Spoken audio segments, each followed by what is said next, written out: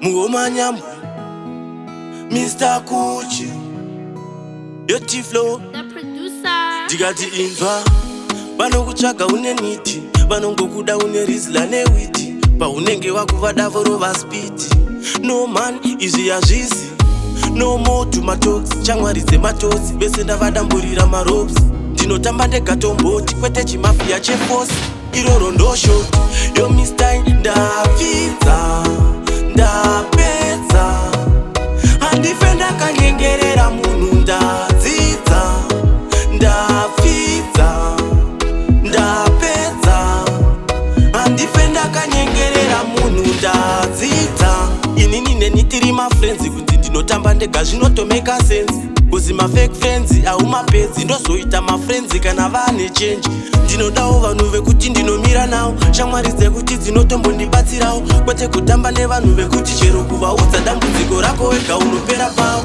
yo Mr. Ndapfidza Ndapedza handife ndakanyengerera munhu ndadzidza Ndapfidza Ndapedza handife ndakanyengerera munhu ndadzidza No more friends after man vanoda kuzongouya ndane plan ndakambogara mubani saka kutamba ndega wani zviri nani No more chero mukadzi after man kana ndikarambwa ndogara ndiri one sisi makambondiramba one yo Mr. Muomanyambu vanokutsvaga une niti vanongokuda une rizla newiti paunenge wakuva davoro vaspiti No man izvi yazvisi No more to matox Chamwaridze matozi Bese ndavadamburira maropes Ndinotamba ndegatomboti Kwete chimafia chefosi Iroro ndoshoti Yo Mr. Ndapfidza Ndapedza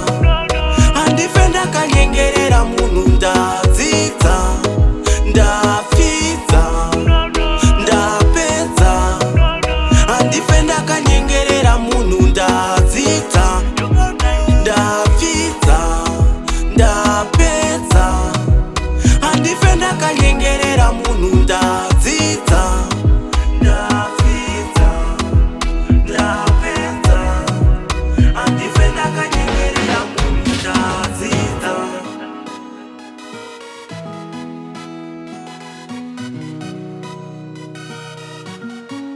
Tycoon Entertainment.